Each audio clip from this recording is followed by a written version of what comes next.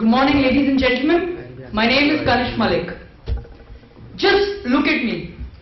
I'm a common man, and there are 3 mistakes in my life. The first one, I belong to the male gender. I have no political contacts. And I belong to the general category, so I have no reservations whatsoever. And to be honest, I feel insecure at times. So I'm here speaking for the motion. And I feel that it's time to scrap affirmative action across the world. Affirmative action or reservation, I believe, is the worst thing that can ever happen to a progressive society. It cuts at the root of very development, as opposed to what my dear friends may or may not say. Okay, so you want equal opportunity for the poor, the backward, the so-called downtrodden, less privileged minorities. But then what about merit and talent? Affirmative action totally destroys the idea of merit, hence diluting the quality of education, decline, and the caliber of our workforce. And then we want to progress. I ask you, can a skyscraper ever be built atop a shallow foundation? Can we really wish to achieve higher things before having our base really strong? Point of information. Accepted? Finally. Earlier in the beginning, when you stated something about being part of the male gender and having no political connections. Yes. Well, do you deny that you are part of the majority Hindi-speaking community? Let me finish. Which is often favored in the north against someone who comes from the south, unable to learn the language, having not learned the language and having gained less opportunities than the person. So are you denying yourself as a majority? You are a majority regardless of how you say it at the end of the day. So can you... We're not talking about whether we're given equal respect or not. We're talking that are we given admission? Okay, I belong to the majority Hindi-speaking community. Does that give me admission into a good college? No, it doesn't. Reservation does. This doesn't. Let's just come to the new topic then. Bridges, my friends, are collapsing. Comparatively, new buildings are tumbling down. Patients are dying. Why is this happening? Because even the most premier institutes are promoting mediocrity. Thanks to the affirmative action that we have. So nice. Decline. Take the example of Indian Army. It has the most difficult recruitment process you can ever think of. What if reservation creeps into Indian Army?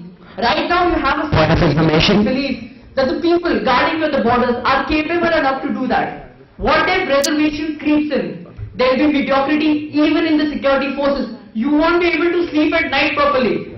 Do I need to be more serious?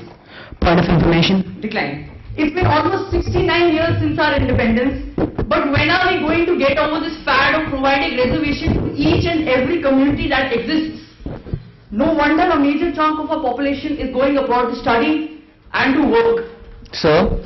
Yes. Please I'm sorry. I'm Daksh. Okay, I'll continue the script. Yeah. Affirmative action was hello. I'll be continuing with my script now. You accepted. Affirmative action is reverse discrimination. The past discrimination against the minority groups in no way justifies the current discrimination that us minority groups are facing. All people are equal under the law. Each individual has the right to be judged on their caliber, on their willingness to work, on their merit and not on their race. Why should the multitude of capable candidates denied? Why should the multitude of capable candidates deny opportunity just because of affirmative action? Take the case of India. There are reserved seats that deserve seats in our colleges. What are we doing, people? What are we doing? So, do we need talent or reservation? A very simple question, but I believe a very complicated answer.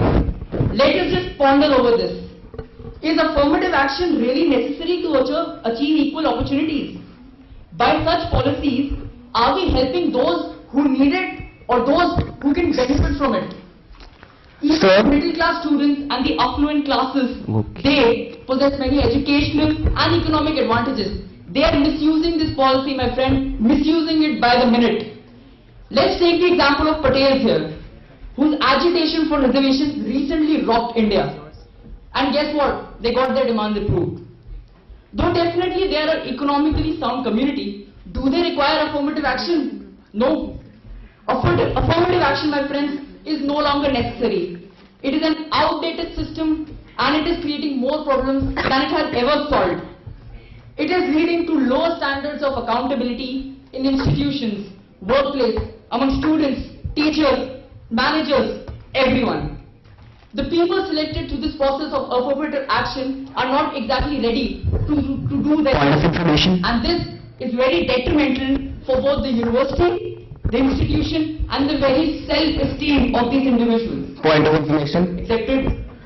Sir, affirmative action was used as a means of providing happiness to a social group and maintaining peace thus. How do you expect that you can remove affirmative action without risking the peace of the nation? What about the peace of the general category, my friends? I mean, we are the majority, we all agree, and we're just getting 50% seats. Is it justified? It isn't. Instead of being helpful, I believe it is just leading to more and more and more and more problems. Point of information. Decline. Are they, if people get reservation, their success will be labeled as an outcome of affirmative action. There you have the danger of stigma. Are they better off having more stigma and more seats rather than lesser seats and lesser stigma? Kennedy once pointed out, affirmative action risks instilling excessive race-mindedness and stoking resentments. Yes, you aren't doing them a favor, my friends. You are crippling them for life. Here's the point. You're looking at legalizing marijuana. You legalize marijuana, no need for quotas. Who's going to want to work then? Dear friends, affirmative action was never meant to be a permanent solution, and now it is time to move on to a positive, a better approach. Even if you want to provide reservations, do it for only and only one generation. Because one generation, when it's educated, their children can compete with lesser beings like us.